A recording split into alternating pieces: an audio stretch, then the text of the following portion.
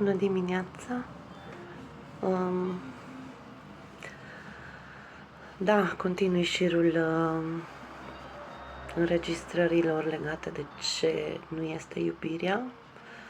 În accepțiunea mea, evident, fără a pretinde că rostesc adevăruri supreme. Gelozia. Despre gelozie astăzi. Desigur, a fost tema controlului, că iubirea nu este control. Cumva gelozia se leagă de asta, doar că cred că merită o abordare separată, pentru că este atât de prezentă și atât de motiv, ca să zic așa, la baza ruperii multor relații sau îngreunării felului cum este purtată relația zilnic. Ca să vorbesc un pic din cărți, cum zicea unul dintre cei care mai comentează pe canalul de YouTube, în general, studiile descriptive leagă gelozia, trăirea geloziei de o stimă de sine scăzută, mai ales în ce privește încrederea în sine ca și parteneră, la modul că cu cât persoana are mai puțină încredere în relație și în ceea ce poate el să aducă acolo ca să mențină, știu eu, interesul, atracția celuilalt, deci cu cât această încredere este mai mică, cu atât șansele să se manifeste prin gelozie sunt mai mari. Desigur că cei mai mulți vin și spun așa: ei, un pic de gelozie nu strică, este ca un fel de sare și piper în unele relații. Da, poate să facă parte din cultura relației, ca să zic așa, un soi de, aș zice eu, șicanare sau un soi de testare sau de umor, știu eu, legat de posibilitatea ca altcineva să, știu eu, să placă pe unul dintre parteneri sau să vrea să cumva să fie într-o relație cu el. Doar că, sigur, barometrul a cât este constructivă gelozia aparține cuplului. Okay? Atâta vreme cât este ok pentru amândoi să se șicaneze sau să se chestioneze pe tema asta sau... Dar eu nu cred că gelozia este o formă de iubire.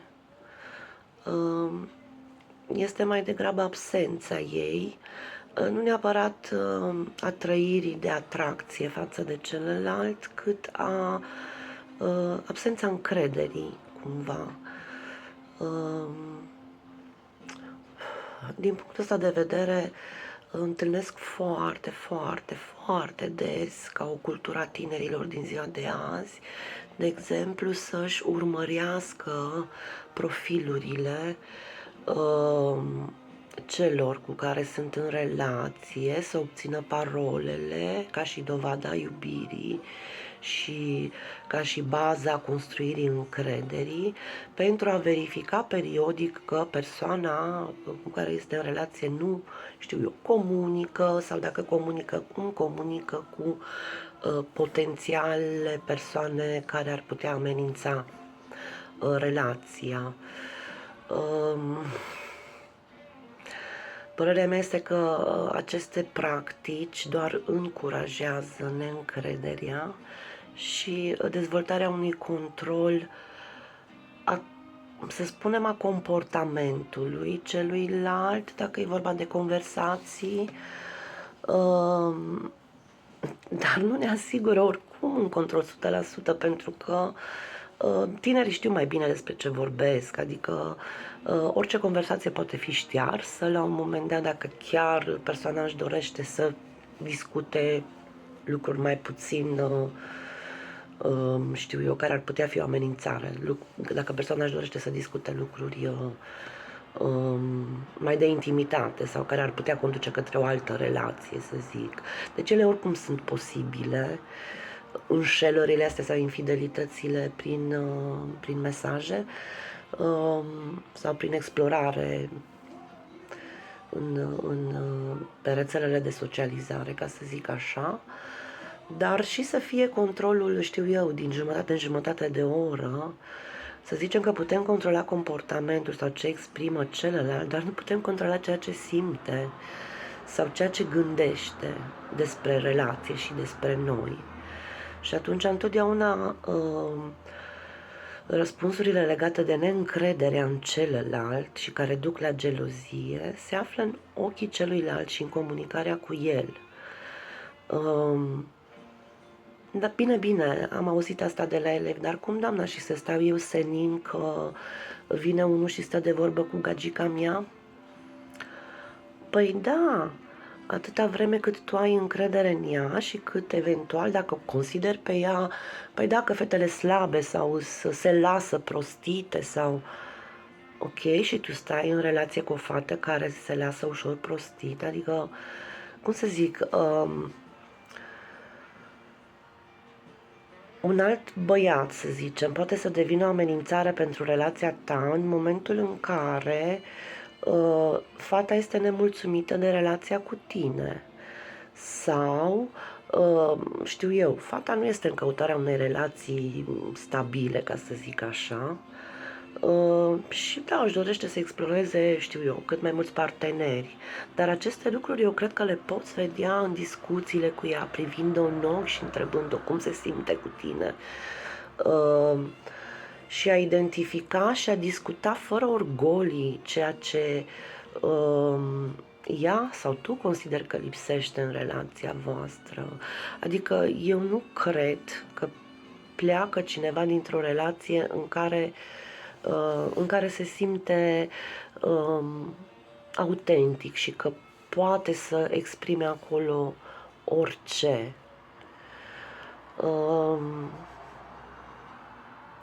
În ce mă privește, de exemplu, eu personal nu am simțit gelozie decât în momente de vulnerabilitate, ca să zic așa, atunci când foarte rar, mi s-a întâmplat acum de curând, mai degrabă cu ultimul meu partener. Da, în momente în care nu am putut să discut niște lucruri sau chiar dacă am vrut să le pun în discuție, au fost judecate foarte repede și puse în cutiuțe sau în termen de vinovăție. Deci a discuta în termen de vinovați într-o relație este a discuta pe tema asta cine este defect sau cine greșește.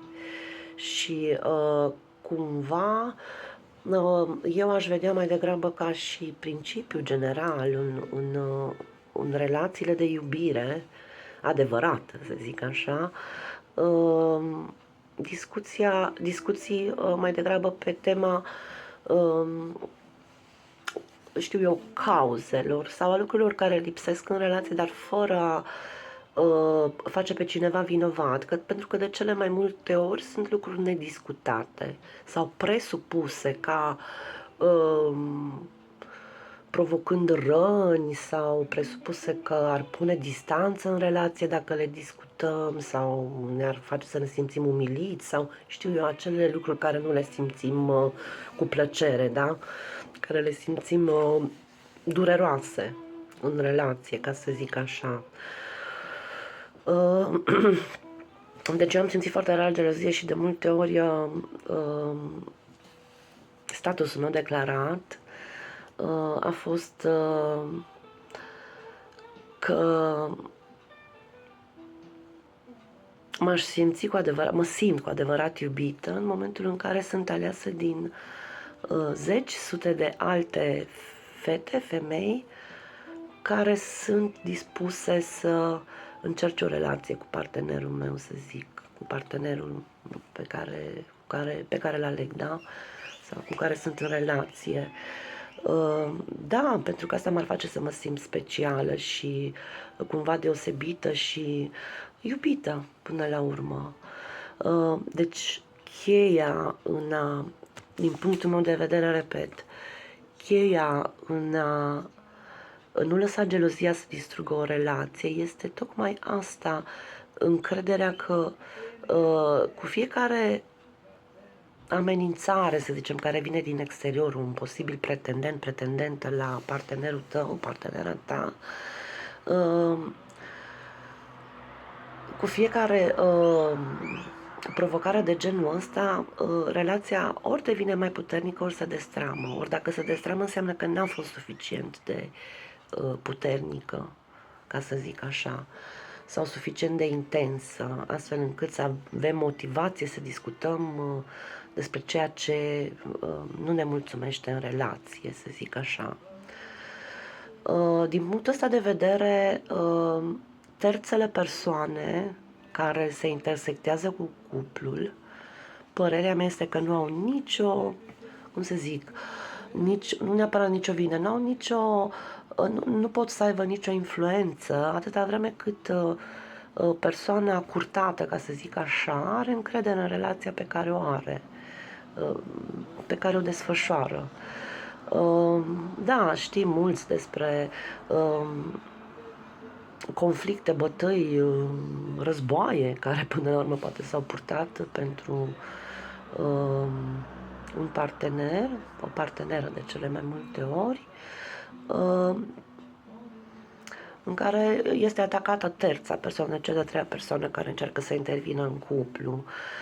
Ei, nu stau neapărat să judec calitatea morală a acelei persoane, că sigur există niște principii pe care, știu eu una, să zicem, nu le-aș încălca, adică n-aș intra peste o relație deja existentă sau... Dar să zicem că sunt bărbați, sunt femei care poate se simt un pic provocați de chestia asta. Dar, din punctul meu de vedere, nimeni nu pleacă dintr-o relație dacă acolo lucrurile sunt discutate și dacă ceea ce ne mulțumește sau ceea ce nu ne face bine ca și oameni, ca și ființe separate, să zic așa, este discutat, ok? Deci dacă este discutat, nu înseamnă că atingem neapărat perfecțiunea, dar acceptăm că relația noastră este